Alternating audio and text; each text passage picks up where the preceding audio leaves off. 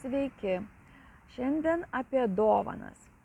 Aš gaudavau visada dovanų, dažniausia dovanų kuponus, kaip mes vadiname, ne? Pas mus, čia ne tas, aš ką norėjau, Tikimaksas, ne? Paskui yra Westfieldo kortelės tokios, kur galima į bet kokią parduotuvę eiti, bet labai dažnai aš ten nieko nerasdavau ir mano pagrindinė parduotuvė buvo Tikimaksas. Tai didžiausias palaiminimas, prašau, šitai kompanijai, bet šita kompanija žlugs, todėl kad kiekviena kompanija turės savo produkciją realizuoti ir tie išpardavimų kompanijos tokios parduotuvės, jos visos žlugs. Tai kas dirbate šitose kompanijose, tikrai labai prašau, kvieskite darbuotojus, aišku, visi lietuviai, kurie dirba šitoje parduotuvėje, jie rūpinosi tokiais neturtingais žmonėmis ir mes visi turėjome galimybę nusipirkti labai aukštos kokybės produktų. Ten yra absoliučiai viskas. Ir rūbai, ir batai, ir namų apyvokos daiktai. netgi visokios kanceliarinės prekės, atvirukai, aš labai daug visko iš ten pirkdavau. Tai mano viena mėgstamiausia, tai aš galiu parodyti, yra tie kuponai ir čia yra Betukui, Evelina ir Irutė. Paskui mano draugė Stulė irgi čia dovanoja. Čia turbūt Marks & Spencer, bet irgi nusipirk savo ką nors gražaus ir aš paskui atskirai nufilmuosiu ir parodysiu, kaip čia viskas. Ir po to ten yra visokių ten yra tų produktų, yra gerų, kurie galbūt trumpą laiką stovėję produktai ir juos labai greitai nuperka, nes kaina yra labai skirtingos ir kainas aš labai norėčiau parodyti. Ir savo tuos čekius, kuriuos aš naudojau, tai aš dažnai gaudavau štai tokius dovanų. Dovanoms, aišku, labai smagu, kada yra suasmeninti kažkokie dalykėliai, kada asmeniškai tam žmogui yra padaryta albumas, nuotraukos, man atrodo, pati didžiausia dovana. Galbūt kažkas tušinukas, ten gali būti ir didesnės dovanos, labai brangus tušinukai ir labai, ta prasme, visokie dalykai, galbūt marškinėliai specialiai, bet reikia labai pažinti žmogų, galbūt to žmogaus kvepalai, visokiausios dovanos. Ir kalbant apie Tikimaksą, tai aš paskui norėsiu atskirą video, kaip pakartojimą, parodysiu, kokios yra kainos, pavyzdžiui, 90 kainavo, dabar 40, čia 11, čia yra 27,99, 28 beveik, o čia už 10,999 parduoda, ne? Tokios kainos. Aš čia kažką esu, tiesiog kas yra likę, kad parodyti žmonėms, kas gyvena Londone, tai žino. Ir jie ruošiasi ir čia Lietuvoje padaryti, bet mums turbūt jau nebereikės tokių, mes pirksime naujus geros kokybės produktus. Man tai iš viso viską dovanos, man ir Jevgenijui, mes viską gausime dovanų, visus savo apdarus. Už žemės išgelbėjimą, už jūsų išgelbėjimą. Tai po to čia, matau, 89, čia tokia 12, kainavo ir už 8.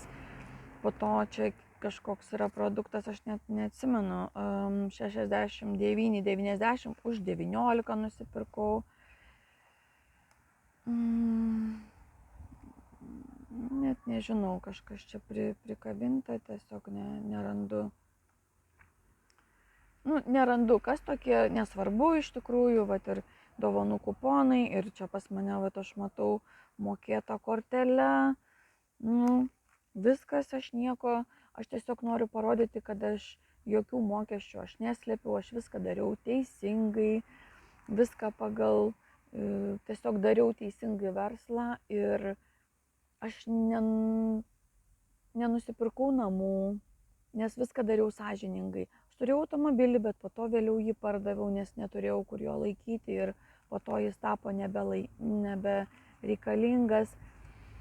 Tai va, visi tie čia įrodymai yra ir tos kortelės ir tikrai, aš manau, geras dovanos, bet aš vis tiek nepririščiau žmogaus, aš apie laisvę. Dovanokite pinigus, perveskite į sąskaitą, dovanos bus dovanos, gimtadienio dovana, ten dar kažkokio galima dovanoti žmonėms. Kodėlgi ne? Ir jo, galbūt nepririškite prie parduotuvių. Aišku, prekybos centras yra didelis centras ir ten yra labai daug pasirinkimo, bet vis tiek aš labiausiai eidavau į Tikimax. Kadangi, už gerą sumą ir už gerą kainą galėdavom aukštos kokybės produktų nusipirkti. Ir kartais pasisekdavo, kuriuos tikrai buvo galima nešioti ilgai ir jie kaip nauji, bet labai dažnai būdavo batai ypatingai, tai kulnas atsiklijuoja, tai kažkas nulūžta, tai vėl tai matosi, kad tai buvo kažkokie brokuoti, ale pataisyti, priklijuoti tam kartui, tai labai daug tokių. Tai žodžiu, kompanijos turės realizuoti savo produkciją pačios per parduotuvės ir atsakyti už savo kokybę. Tai čia yra sekantis toksai dalykas. Toliau. Tikimaxe dirba tokia Vilma Gudjonienė, kuri buvo mano klientė netgi 10 metų. Ir ji parašė man labai blogą atsiliepimą arba į Facebooką, arba į Google. Man atrodo, kad ir Facebooką. Taigi, Vilmutė, aš nepykstu, supykai, norėjai atkeršyti, bet dabar tau yra šansas išvesti visą kompaniją į šviesą. Pirmiausia, reikės atvykti į Lietuvą, atsiklaupti Jevgenijų ant kelių, atsiprašyti, kad su manim taip elgeisi, nežmoniškai. Aš klausiau, kas negerai, dėl ko, kodėl taip 10 metų buvo gerai ir vieną dieną pasidarė blogai. Taip nieks nesielgia.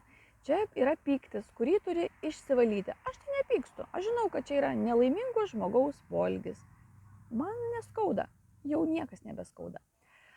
Galėsi būti milijardierė, išvesti, išgelbėti visą šitą kompaniją, tau yra pirmenybė. Bet jeigu kažkas pirmas, arba jeigu negalėsi atsiklaupti ant kelių, tai tada kažkas kitas išves šitą kompaniją. Labai daug lietuvių dirba šitoje kompanijoje, kurie galės išgelbėti šitą kompaniją, tai atvesti savininkus pas mus į Aljansum. Ir mes padėsime su Jevgenijum, kaip ką ir daryti. Tiesiog Jevgenijui aš parodysiu. Jis dar nežino, bet viską paskui sužinos. Tai ir išgelbėsim šitą kompaniją.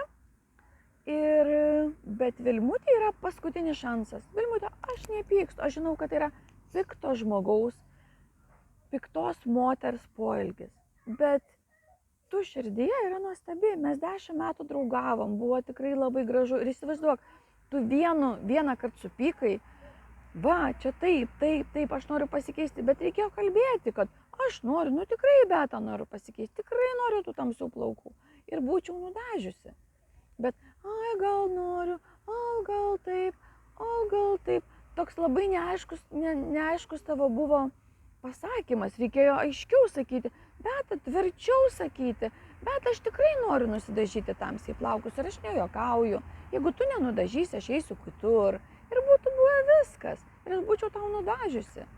Tiesiog aš kažkada esu uždėjusi, ten man atrodo tamsesnę spalvą ir tu buvai tiesiog nepatenkinta, tai aš jau daugiau nebenorėjau tau tos tamsios spalvos. Tai dėl to taip viskas. Dabar išsiaiškinom, aš tau viską paaiškinu šitame video ir galėsi tikrai būti lyderė šitai kompanijai. Atvesti visą kompaniją, puikiai kalbi angliškai, savo vaikus, visi bus turtingi.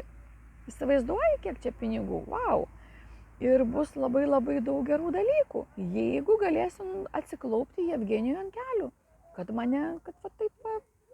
Man tai tas pats. Aš čia būsiu, nebūsiu, jūs vis tiek visi klaupsitės ant kelių Jevgenijui. Tai va, kompanija gali klestėti, žinau kaip ir lauksiu Vilmutės, lauksiu visų lietuvių, kurie dirba šitoje kompanijoje. Jeigu Vilma pavėluos, praras savo paskutinį šansą ir tada ateis kiti lietuviai, kurie lygiai taip pat išgelbės. Tai va, o čia dar vienas toksai yra Marks & Spencer, irgi labai gražus įpakavimas, nereikia net atviruko, pavyzdžiui, skubate, nereikia net atviruko, galima. Bet tai yra vis tiek pririšimas prie parduotuvės. Aš dovanočiau pinigus. Tu prasme, man ačiū labai, Astulė, ten labai ilgai ieškojau, ką ten nusipirkti, bet radau ten, man atrodo, kažką radau. Ačiū labai, Astulė. Tai va, bet va tas įpakavimas man toks gražus, galima, rodau, parašyti nuo ko, kam ir net atviruko nebereikia, galima žodžiais palinkėti. Va, anglai turi labai didelę tradiciją su atvirukais, ten labai tie atvirukai, kur paskui juos dėti. Aš turiu iš tikrųjų išsaugojus visus savo artimiausių žmonių atvirukus, bet kadangi jau teko man labai greitai išvažiuoti, buvo ekstra ir tada jau kaip ir viską praradau, bet ką padarysi, toks gyvenimas, vadinasi, reikėjo viską atsikratyti ir apsivalyti. Tai va, dovanos, Vilmutė, Tiki Maksas, Astulė ir ačiū merginoms, kad jūs man lygiai taip pat dovanojate. Na, o dabar aš nufilmuosiu tuos čekučius, ką aš turiu ir viską išmesiu lauk, nes bus kaip įrodymas, kad aš neploviau jokių tų pinigų. Pas mane net nebuvo, aš tiesiog žongliravau tame versle, aš savo atlyginimą visą įdėdavau į verslą. Man netrūko rūbų, man netrūko nieko, man netrūko maisto. Pramogauti aš tikrai nedaug pramogaudavau kartais, bet aš tiesiog viską tam verslui atidaviau. Tai va čia dar vienas įrodymas ir pagalba žandarams, šakalams, kurie gins žmonės. Tai jie gins mane, bet tuo pačiu apgins visą mūsų tautą, kad to nebeinešti pas mus į šalį. Su meile.